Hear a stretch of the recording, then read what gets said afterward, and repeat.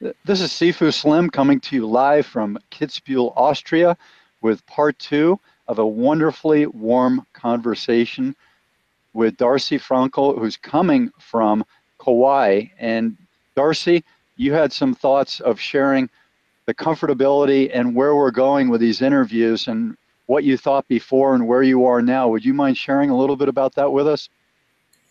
Absolutely. Thank you so much for having me on this evening. It's right now it's 9:33 in the evening from Kauai, Hawaii, and I feel, what can I say? I feel honored, and it's a pleasure for me to talk about things that I'm passionate about.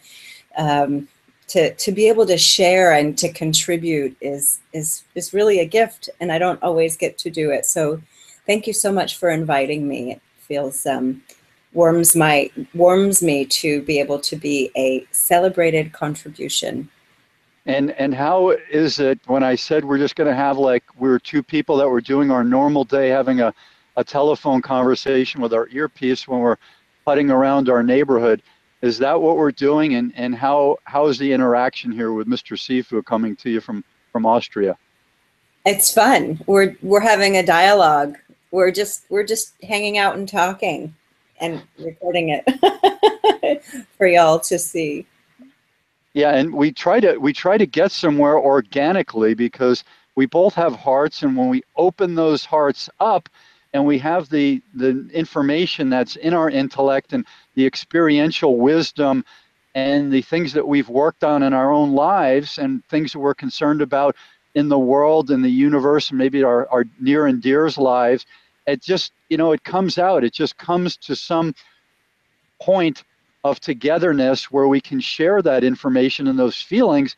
And hallelujah that we're blessed with the time to do that, which brings us into part two, which is the rat race.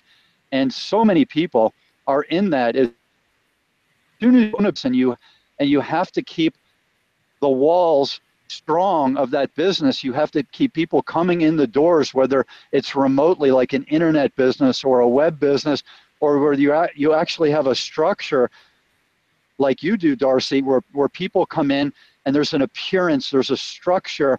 They have to feel welcome. You have to get information from them. They have to do a contribution for the time that they're sharing with you in that structure for you to do their healing.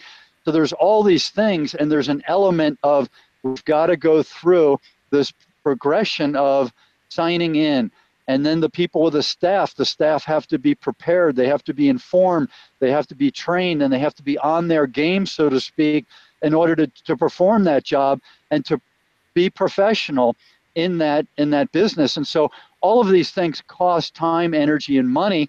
And how do you do that and still get to the human side of that business, of that interaction? And it's an art to do that. And there's times where it's harder to perform with that art, and times where you're just wired, or the karma, the energy, whatever, it's just very hard to pull off. And so I see that every day when I'm training people, because they have this busy life and they have to come through and perform in a physical way or in a wellness coaching way with me. They have to be present.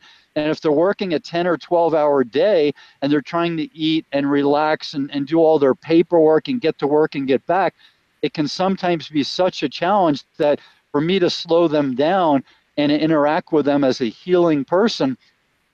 And so maybe you could share with us your rat race that you've been in before you got into wellness, maybe as a student or in your first jobs or your summer jobs, or maybe how you saw your parents and friends and siblings, and then how the rat race can sometimes be in a wellness capacity like you are now.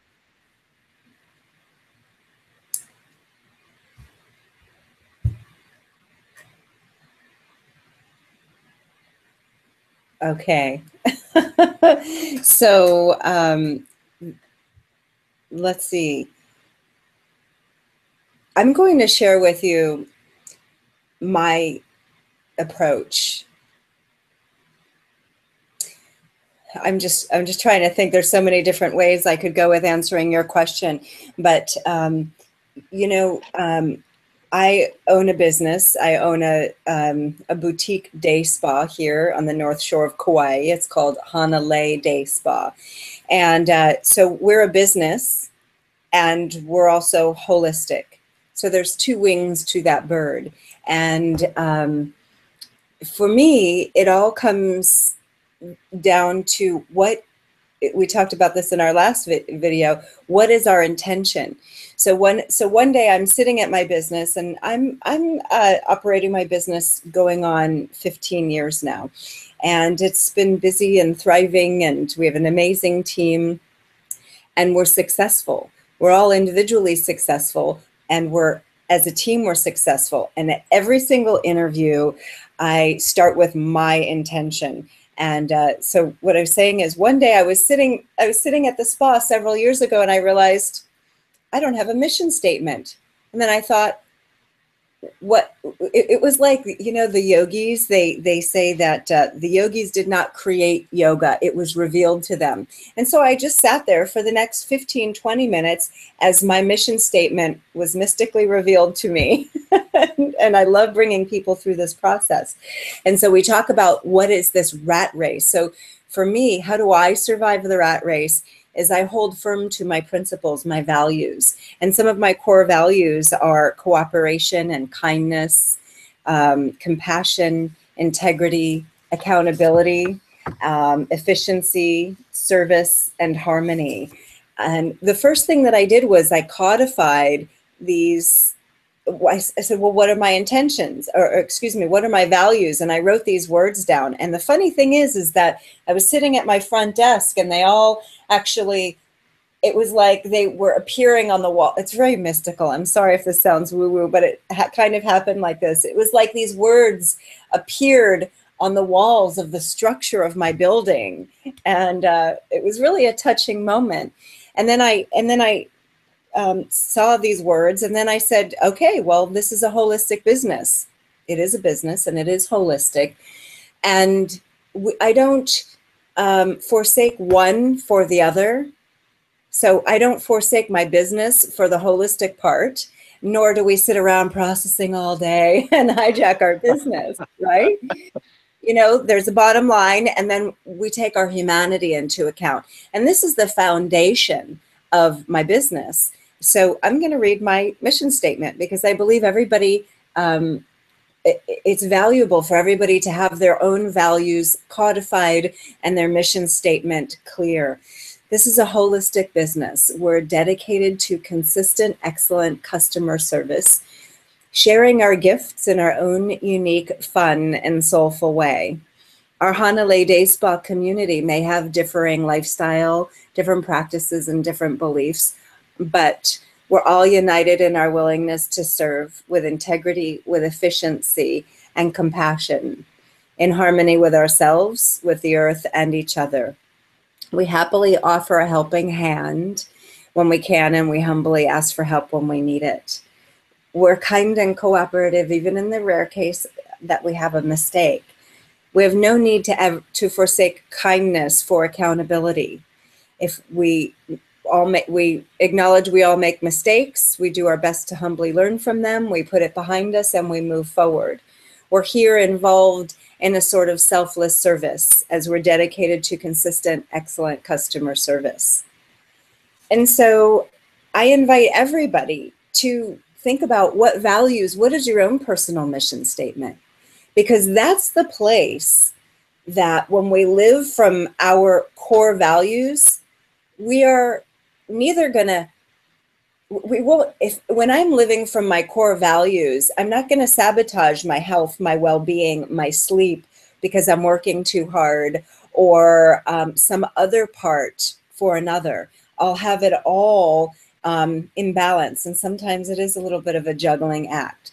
So when we talk about the rat race, I really feel strongly that everybody, that it's so important for folks to find what they value. Because if you value well-being, and, you know, then we're working 14 hours a day, or maybe I'm valuing money over my well-being, but I value well-being and I value money. How can that both how can I give them both equal airtime without forsaking one, without, for the other? That's wonderful. I'm overwhelmed with how how mindful and thoughtful and directional, goal driven, without sounding goal driven. I mean, Yeah. it sounds like harmony. There's like a base of harmony under everything. And so, yes, there are goals, but you're not, I don't feel like you're Bill Gates or Steve Jobs. I've watched the movie Jobs, which I strongly encourage everyone to watch. I mean, he's so goal driven that to pick up the pieces at the end of the day, he did a lot of wine. And then there was a point of doing some drugs, and I'm not sure if it was just the mind drugs when he was in college, which were very popular to expand mind. But he did forsake his His body. wellness, Mm-hmm. and he still loved his family. But his pancreatic cancer is the normal place when you do drinking and heavy work and have stress. It's very common for that to shut down your pancreas, and that it has to produce the leveling of the blood sugar, it has to produce the insulin.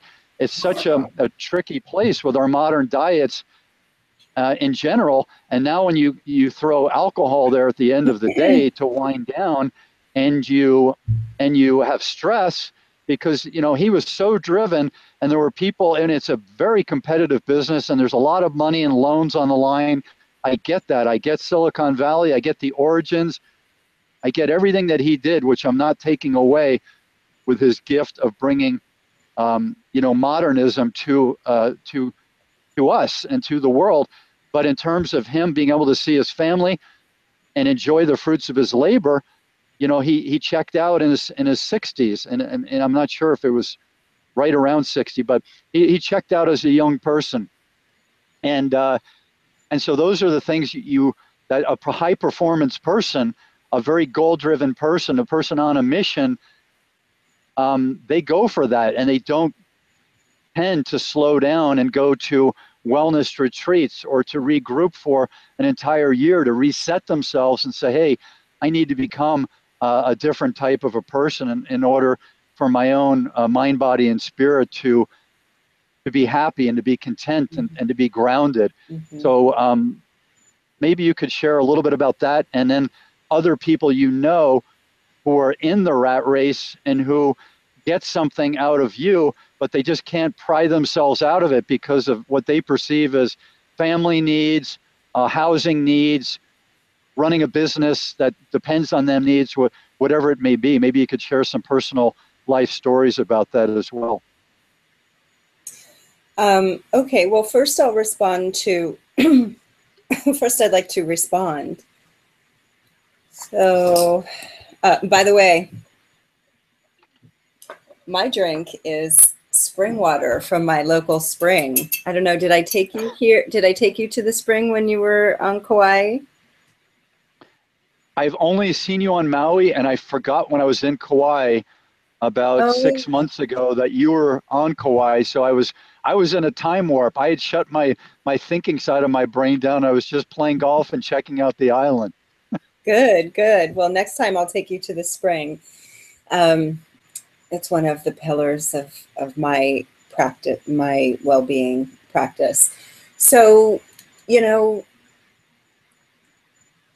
my comment on people who are in the rat race and is that everybody does life the way they do life, and for me, the way I combine the way I have a holistic business is quite unusual. I frequently see people with businesses, they might be healers, and they just maybe have a sliding scale and don't have set hours, and they're very watery about their practice, and that's all good. And then there's people who are just all business and it's cut and dried, and that's fine too. I have no judgment. This is the way that I feel to manage my business. This is the way that I feel to do my dharma, my sacred spiritual practice, as service, as work in the world. And I don't think it's right. I don't think, nobody's right or nobody's wrong. So some success stories, let me see, to be honest. Or maybe even not success stories, people who see you, want your help, but can't pull themselves out of the high production corporate world, doctor world, whatever their background. I mean, I know people in construction who work 7 days a week, and they're on their third spouse because of how driven they are. I'm sure the wife and the kids appreciate the money, but they want interaction. They want some downtime. They want time with this workaholic who's just so driven for solving the next problem on the remodel or the new construction site, and they've got employees and they've got their accountant, their bookkeeper. So how do you, what do you think about? I mean, I'm going to make a judgment. I'm going to make a judgment if that their wife is a person they love and their kids are a person they love, they're not doing things right if they're making those people discontent and dissatisfied and want to leave the picture, because that dad, for in this example, is a workaholic and can't say no to the business, and then comes home exhausted, and the kids are already done with their homework and they're going to sleep. So that is a judgment call, because those kids love them, and that person's not doing right by the relationship they started with the wife, and then they're having the kids. They're not doing right by that. They're unbalanced. So I'm making a judgment that they are unbalanced, and being unbalanced is not good for the planet or their scenario.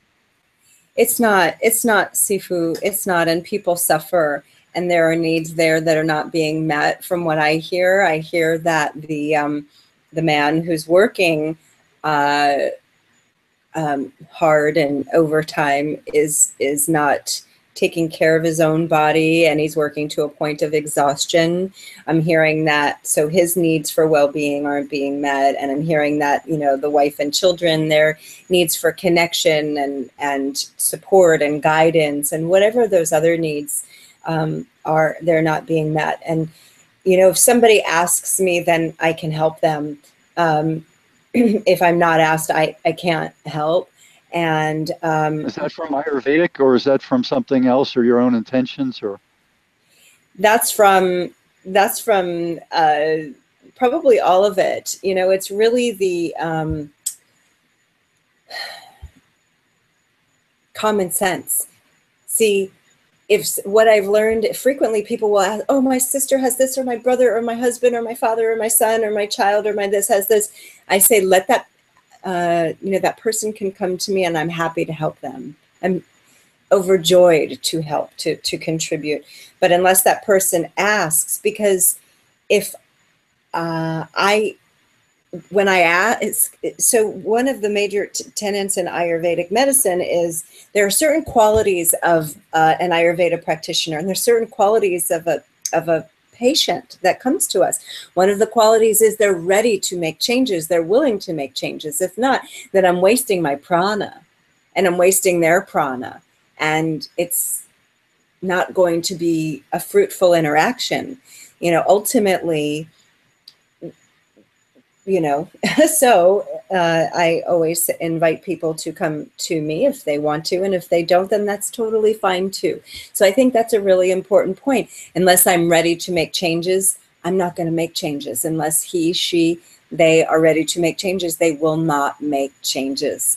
That. Somebody can nag you and push you and try to manipulate. It doesn't work. There's a time. There's a ripe time for everything. And I really believe that firmly. And when that time is ready to make changes, it's like catching a wave on a surfboard. You just paddle a little, and then you're up, and then you're surfing that wave, and you can ride this beautiful momentum where all sorts of things happen that wouldn't have ordinarily happen to facilitate this beautiful metamorphosis and change. I've seen amazing healings happen when people acknowledge that they're ready. We don't have any. I have no. I can't make somebody. So one of the things that I do see in this kind of type of mindset, very driven type of person, is that eventually something's going to happen. We either bend or we break, right? And so frequently these people suffer injuries, and then they have to shift their job or do something different, or, you know, change the way they do things. And frequently those injuries are what causes people to start to look, to check out a chiropractor or a massage therapist or yoga teacher, or divorce, you know, then they'll go to some therapy and their therapist will suggest something. So I really believe that we all have our own kind of higher power, if you will, and that it directs us, you know, when, and that certain karmas ripen when they're ready. I had a professor in Sacramento during my French master's program, and it's rare in your life that you get to spend a few years with someone who's got genius intellectual ability. And so I was very fortunate to have this person in my life for probably 4 years. And he was a Greek Jew who grew up in Paris. He was born in right around 1938, and the Germans occupied Paris starting in 1940, and he has part of his heritage was Jewish. And so his family gave him to a convent, and the nuns right in Paris hid him for the entire 4 years of the German occupation. So not only did he have an interesting mix, so you got Greek mythology, Greek theology, and then the Jewish tradition, then the French tradition of all of their unbelievably body of literature. And then he had a different type of mind. When I look at people who are gifted in the intellectual ability zone, often you find that their brain structure is different and allows them to memorize things differently than the average hardworking person who reads a lot and studies a lot. And so this person had that. Einstein, for anyone wanting to look up, there's some documentaries out recently, and they have Einstein's brain. I believe it's his frontal cortex that's almost 30% larger than the average person. So you can't just say he was an interested person who really studied things. No, he was a natural. He was wired and built for brain capacity of the not abnormal level. So I'm an intellectual, and I work hard at it. And I'm working on becoming a polymath. So I went from Renaissance man, a curious person as a kid, to good learner, to good writer, to good history person, good language person. And then I became a Renaissance man, which is where you try to learn everything in this fun way. And then after a while, you start to realize you've got some ability in certain areas in knowledge. And then if you want to, you try to become a polymath. So my goal now is to become a lower 1/3 polymath, and the people like Einstein and the people like Robert Sapolsky, who's a professor of neurology and neurobiology at Stanford. He's got a different brain. He also happens to be a Jewish person. He's from New York City, and he's lived with the baboons for some 30 years of his life, and he's really a genius level. Christopher Hitchens, who's the foremost atheist until he passed away within the last 4 years. He's a genius level. He's the most literary person I've ever heard, and he's poetic as a genius, and he's fun. He tells limericks.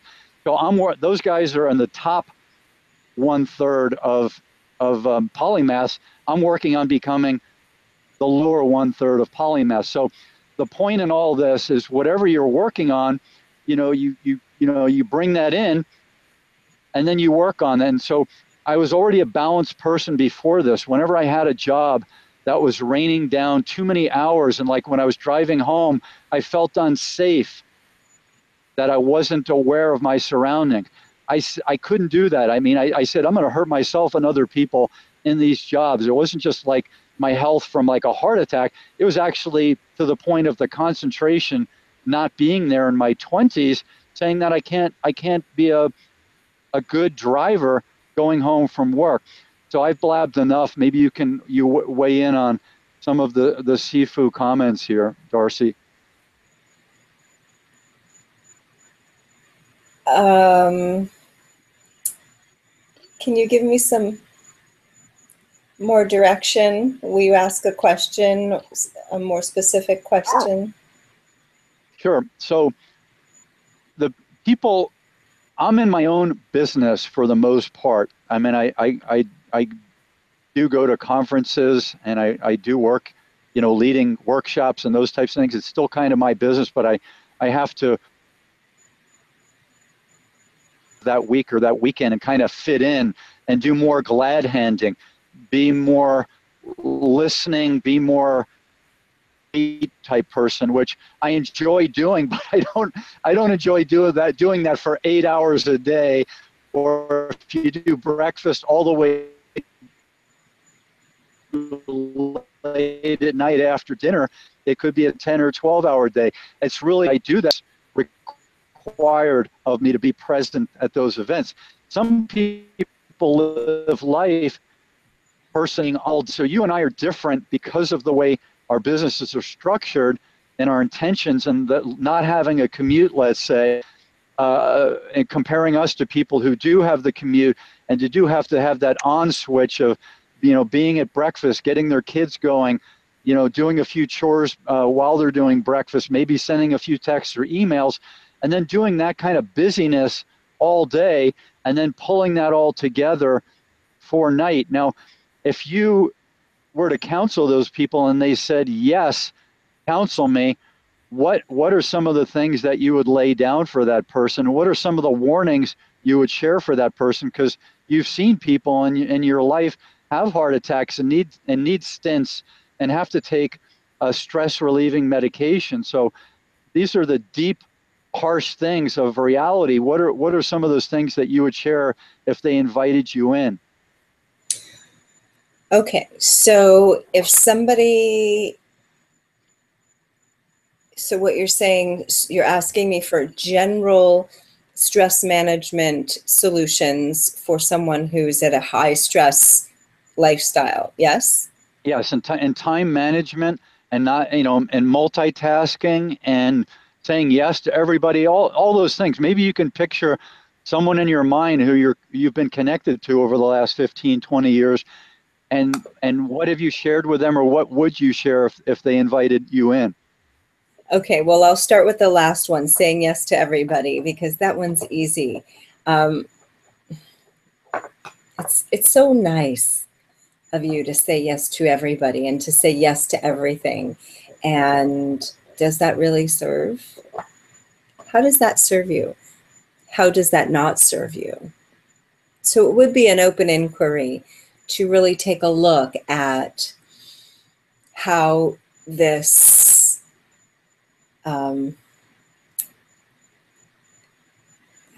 to examine, we ultimately we want to have an examined life, and to really take a look at this behavior. Where does it come from? Do you think that you need to please everybody? Do you think that you need to say yes? Again, how does that serve? How does that not serve? I would talk about boundaries. I would talk about structure, living a structured life, and unstructured, because unstructured is good too. I would talk about even moments of transition time. So if somebody's just doing so much and they're multitasking, so much happening, I have a friend, he's got the Bluetooth around his neck, and he's talking, and he's got appointments and then working out more and then appointments in the evening and dating and all of this, and so much, and then panic attacks. And so one of the things that I would suggest is there's one activity and then there's another activity. So let's say I'm driving to the grocery store, or I'm driving to the gym, or I get in the car, or I'm done with the meeting. 30-second vacation. 30-second vacation. I stop, I stack my spine, my head on top of my pelvis. Sit quietly, close your eyes. Breathe. Stop. listen, feel, soften. Those simple directions. 30 seconds, set a timer, 1 minute between activities, transition time. Even if somebody did that, they would increase their well-being by decreasing tension in the nervous system, decreasing anxiety, increasing a sense of well-being and spaciousness. Because if I'm busy doing this and that and getting really speedy, I'm not paying attention. I'm not paying attention to myself. I can't give quality attention. There's not much quality. There's quantity of things, but there's not much quality. So those are a couple of suggestions that I would make. Wonderful. I'm so glad that you shared that, and you put me in in a nice peaceful zone. So I got to remember the point of my genius professor, which I sometimes do when I'm blabbing away. I tell the story and I forget the punchline. So it led me to talk about this professor. And you mentioned a 30-second vacation. I take what I call an hour and a half to 2 hour vacation every morning. My fitness program looks like exercise to some people, but it's a grounding practice. I do barefoot whenever I can, grounded to the earth. Concrete is fine for being grounded. Anything that's not wood or that's not an insulator will work. And so I'm doing that, and I'm in this meditative Zen state, and I'm in nature typically 300 some days a year. I'm in nature doing this. And so it's such a wonderful vacation to take every day that I have a busy mind, and it takes me and it poops me out and it relaxes me and it lightens me up. So the whole day people think I'm happy and friendly, but I think I would be given the right circumstances, but I could be in the rat race without having done that. A person who's a stress basket and wouldn't be as friendly would be more nervous and anxious. So they see me as something, it's based on the activity that I do, which is mind, body, spirit, karma, and wonderful things. So this professor, one time during my master's program, he injured himself. And I was a professional mascot at the time, and I was in this outfit where it pushed my shoulders forward, and it was very heavy. And it was in a very hot environment. Northern California, 6 months of the year was pretty darn hot. And so I was going to therapy, a shiatsu and biomechanical therapist, to realign me and reduce my inflammation, to set me straight on a weekly and sometimes bi-weekly basis. So I mentioned that to my professor, and he says, well, you can get addicted to these things. He was from the old school where his father and his grandfather worked hard, and maybe in industry and maybe in farming and maybe served in wars, and they just let their body heal. They didn't have, like Ayurvedic people around and yogi people and massage people around helping them. And so this person totally shut down when I said, you can go to a therapist and he will help you heal your back injury.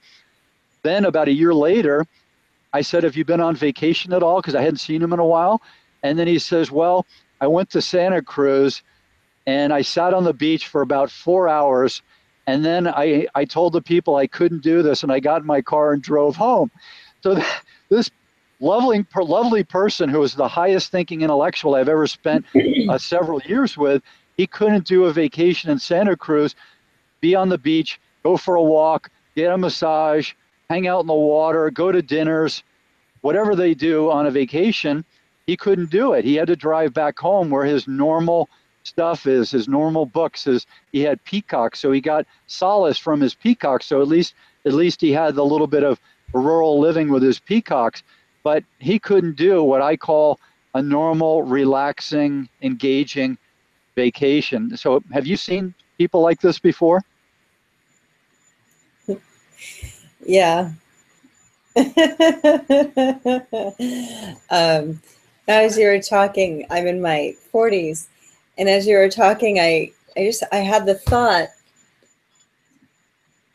I was observing us having the conversation, and I had the thought, I was teaching yoga and about Ayurveda in my 20s, 30s, and 40s. I've been in front of people for all that long. And when I was in my 20s, I had a yoga student who was a bodybuilder, and he would get very angry when he couldn't do things that I could do, because he was very used to kind of muscling through, you know. In fact, you know, at the end we would do a little chant and you know, maybe sing Om sometimes or something, just, you know, kind of simple. And I remember him getting quite angry, saying, "You're saying the same thing over and over and over. You're saying the same thing." He was so upset to know that. And the practice is the practice. And, you know, that's why I suggested 30 seconds. Because sometimes we're so busy being busy. Busy is a glorification.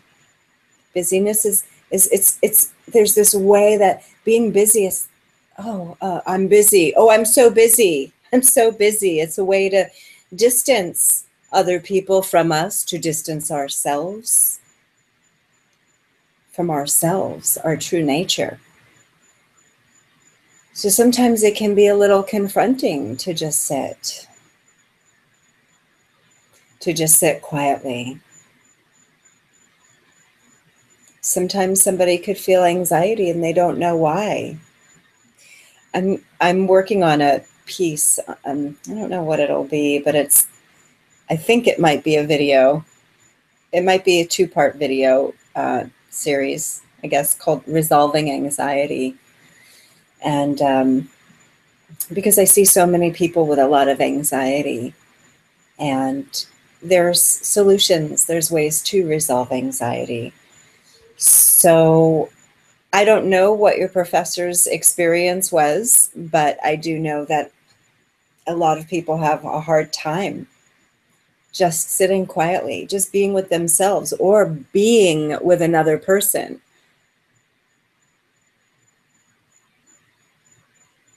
Yeah, that's it. You know, he, I would guess. Well, this is what I found in my life. The extreme talents of whatever the field they're in, if you look at the pie chart, and if you imagine the pie chart being broken up in pieces of 20%, 15%, 25, 45, whatever, how you want to slice that pie chart, if you look at the high performance people, it's rare that they have a balance in their relationships, in their fitness and wellness, in their intellectual ability, and they're being Mm-hmm. kind to themselves, into putting back into society. It's not Mm-hmm. that their intentions wouldn't want to do those things. It's that, like the Einsteins, you know, he was notorious for not being fair about the child that he had, to the point of denying his children. And so he just shut that down. He wasn't a mean person when people were around him. He was a mean person to a part of his life that he did not want to deal with. And so that, in my opinion, is very common from the genius level, or the super athlete, or the person who goes up Mount Everest over and over. They're typically not balanced people.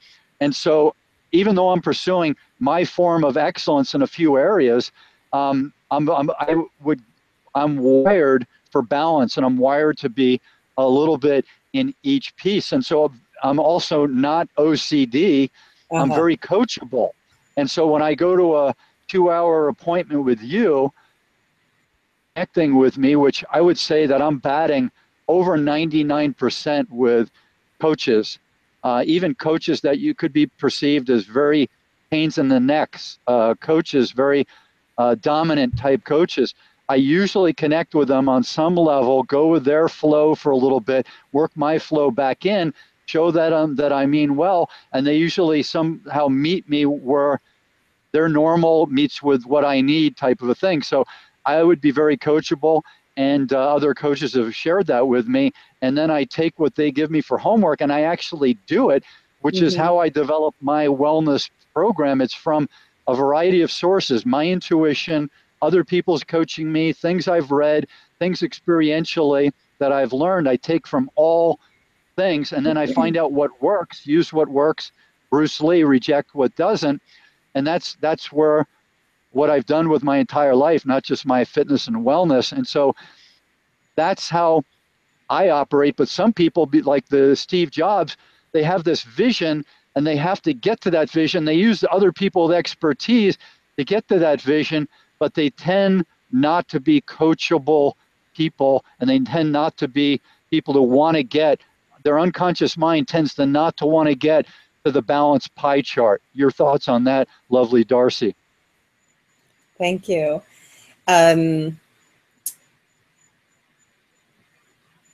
It's not my problem.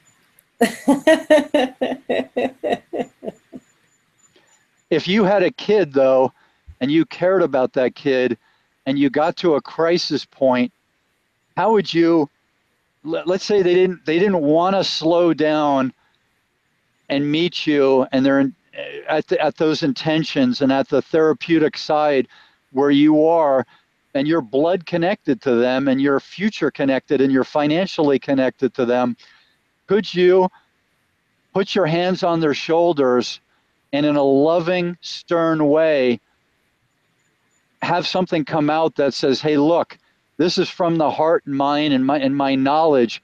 You've got to listen right now. You've got to check this stuff out because you're on a crash course with something in your life. If it was my child, I would, I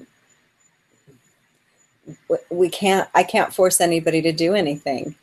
But what I could do is ask them if I could rub their back and rub their feet and teach them to value balance, teach them to value slowing down and to value having transition time, to value winding down at night at a young age, to value listening just as much as speaking.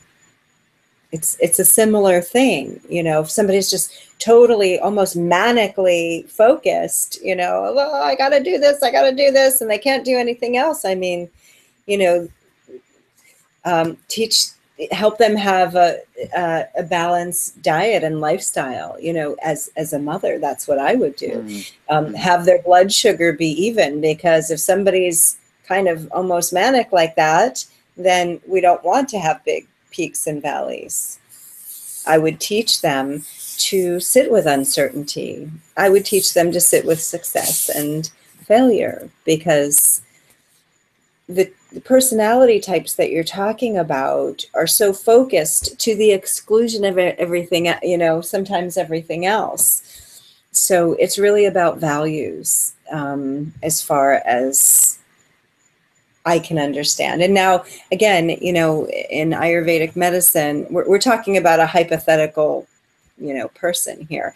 If somebody comes to me, they present in a certain way, you know, remember somebody's, I've honed my instrument to listen to somebody's organism, not necessarily their mouth, because their organism and their mouth frequently do not say the same thing.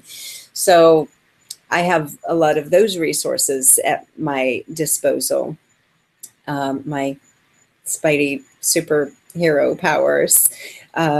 So if somebody is asking me for coaching and they are coachable, similar to you, then I would coach them accordingly, to create and craft a lifestyle that really serves their own well-being goals and what the findings are. You know, in Ayurveda, where I'm trained to feel the pulse, the organs, the systems, the tissues, to see what their mouth might not be saying, and to help prevent disease and preserve the health that we have and promote longevity. And then going back, you know, if somebody has is so driven, I would ask questions like, what are you running to? Why is this so important to you? Is there something that you might be running away from? Is there a fear? Are you afraid of failure? Are you afraid of success? Are you afraid of sitting quietly or being alone? And I would encourage people to merge with the very thing that they're afraid of, because that thing might be running them. And until I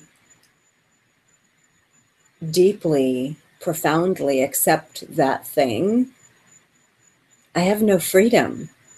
I can't relax. Wonderful, Darci. Thank you. Thank you. My question to you before we wind down this particular rat race conversation and high performance person conversation.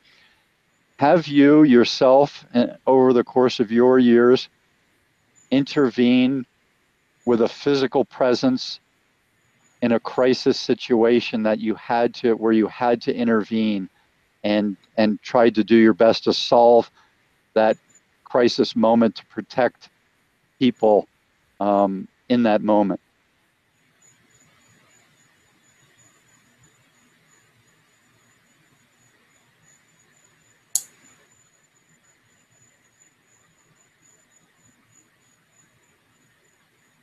Have you?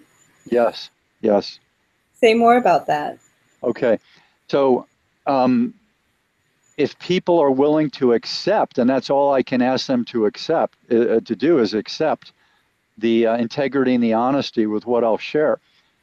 I was wired by birth and by prior life, if people would be open to hearing about that, because I think science will be able to show, and they maybe already have shown, that it's not just neurology that allows someone to be a concert violinist or pianist at age 6 or 8 and have the gifts. It's not just neurology and biochemistry. I think there's something else out there. And I think if it hasn't been proven already, if society lives long enough, I think we'll be able to show that with evidence. But my thought and knowing myself, because I'm born into a Gilligan body, right? And so I work out a lot and I stay Gilligan, just a little bit more of a pumped up version. And I'm not bad at some of the martial arts that I did. I'm actually pretty good with leverage, pretty good with flexibility, pretty good with endurance. And so I've been in situations throughout my life with stronger, larger people where I've had to use my physical presence, sometimes just me being there and showing that, like the peacock with the feathers coming out, that I was there to stop any negative energy, dangerous energy that they had. And sometimes it's been a little bit more physical, but very rarely. And amazingly enough, I've been a little bit of a outspoken person, especially in my first 25 years, with a little bit of George Carlin, who's also from New York. He says he grew up in White Harlem. You can tell me about White Harlem if you remember what White Harlem is, but it's the white people who lived in the Italian and the Jewish and the other Europeans near the African American people. But so I've been an outspoken person, a little bit of a wise guy sometimes with my quips, and I've been a thin person, often the thinnest person in the group of people. Like on my football team, I would have been one of the thinnest people. And so I had to interact with these big galoots with this very outspoken personality and a little bit of a wise guy from New Jersey mentality. And amazingly enough, nobody has hauled off and popped me in the schnoz. And I think that's because of my karmic energy. So to follow up on that, when I have intervened, it's been natural to me. It's not something that my dad taught me to intervene. It's been natural for me to intervene in presence, like when there was a kid running amok in the supermarket back in the time, like the 80s, where you could still touch other people's kids, and I still might do it now. I'm just a little bit more conscious that there could be a lawsuit, especially in America, of touching someone else's kid. But I intervene, and I think people feel the energy, they feel the intentions, that they know that I'm not there to cause problems. And so far, I've never been sued, which is I'm very thankful for. But I intervene, and it's a natural, organic nature from like a prior life. I think I was probably a big, strong warrior type person in a former life. And then the universe said, hey, this time around, we're going to put you in a Gilligan body. See how you do now, Buster. Hmm. Hmm. I actually can relate to a little bit to that. You know, I really admire when people can fix things and lift heavy things and use big tools. And although I don't do any of that, you know, there's a way that I wouldn't say envy, but I would love to do that. But you know, You appreciate it. I appreciate it, but I have a smallish female body. Show your muscle there for the viewing audience. Muscle. This one. So you're a fit person in your 40s. I like to be fit. It feels good. And you like to have your body work for you when you're surfing or hiking or whatever you do. Massaging is a very physical thing. So, and sitting is hard on the body. So you like to be functionally strong and supporting your structure when you're doing all of your activities, correct? It's true. You know, one of my favorite things, I know we're talking about the rat race topic, but one of my newest favorite things is plank. It really makes my core so strong. And I have a girlfriend, she's mad at me. She says, you know, you don't exercise that much, although she doesn't watch me every day, but I'm mad at you. You don't exercise much, and look at what you got going on. She's 10 years younger than me. I have to work out so hard. But yeah, maybe we'll talk about that in another video if you'd like. Wonderful. So I'm blessed to have had the chance to speak with Darci in part 2 of our discussion on the rat race, and we filled in some other things there about the rat race, and they all deal with the more is more mentality versus the balance. And I kind of believe the less is more. Not that I don't study hard and work hard and do a lot of hard stuff every day, but I'm not traveling to work. I'm not doing commute. I'm not going to concerts that much, although I love them. I'm not going to movies, and I'm not buying. I am a very big fan of the fight sports, but I'm not buying these pay-per-view $50 things. And all that means is that I don't have to work more hours to support that expensive stuff. Golf was my number one sport in my life and probably still is. And I don't do it very much because of its expense and its time commitment. So I'm doing the less is more to reach peace and to reach some lifelong goals, which currently is, you know, improving my writing and speaking and my knowledge base to become a working 1/3 polymath person, so that I can, you know, achieve those goals for myself and maybe pass on some of the wisdom and lessons to other people. What are your goals, Darci? Wow, thank you for asking. Let me think about that for a moment. My main goal is to be happy and have lots of serenity.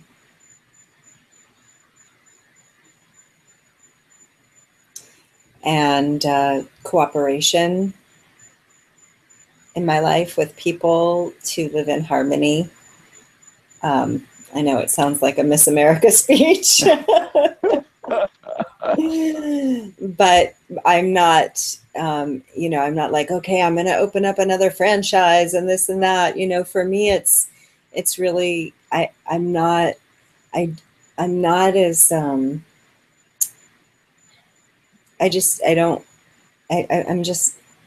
I am ambitious, but right now I'm ambitious with my own personal development a little bit more. And there's been, there's times when I really, really focus intensely and put a lot of energy in my business and do a lot of healing work and just am out there and, working at the front desk or training people. And right now is it one of the few times in my life where I can sit back a little bit and empower other people. And so that's another goal of mine, is just to really, I love empowering people, like my employees. I love to empower them to feel great and to do a great job and to have meaningful work. Those things feel great to me. And I guess my other one is to be a celebrated, you could call it a goal or a sankalpa, but to be a celebrated contribution. Lovely, lovely. So if we have energy today, if not, we'll do it another day. The next conversation would be on wellness retreats and how people who operate those wellness retreats as speakers or organizers, and how they operate and what works for them and what you think might work for them. And then for the people participating in those wellness retreats, how to sign up and, what to shoot for, what to look for, and how to operate your own operating system when you wind up at some of these. Some of them are very transformational. Some of them are healing. Some of them are self-growth. Some of them are creating awareness and bettering the planet. Some are all of the above.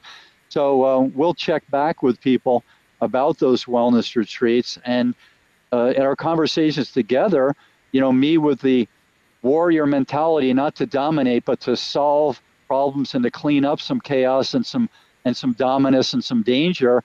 And you with however you would like to categorize what you do from the holistic standpoint of peace and being present with someone who's ready, willing, and able to take on your therapeutic approach. So I see how two people that are very similar in some ways, but are wired a little bit differently in some other areas, how we would complement each other as speakers and workshop leaders at these conferences, so that people could gain things from us. And if they look back at the conference, they're not going to say, well, this person's better or that person's better. They say, wasn't it interesting what Darci shared and how she handled that? And wasn't it interesting, that story that Sifu shared and how he grew through that challenge in his life? And it's just a different thing that they will take away, and we both complement, and we are cooperative leaders in that experience. So what are your thoughts as we wind that down? Oh, I agree. I really loved hearing your stories and about your experience. And I feel like we complement each other well. And that felt really great. I loved our interaction, and I appreciate you for inviting me here this evening to dialogue and talk story, as we say in Hawaii. It felt really good to me to be invited, and you're a very generous host. E komo mai e ko pu'uvai. Welcome home to your heart in Hawaiian. Namaste, shalom, shaloha, and shalomaste.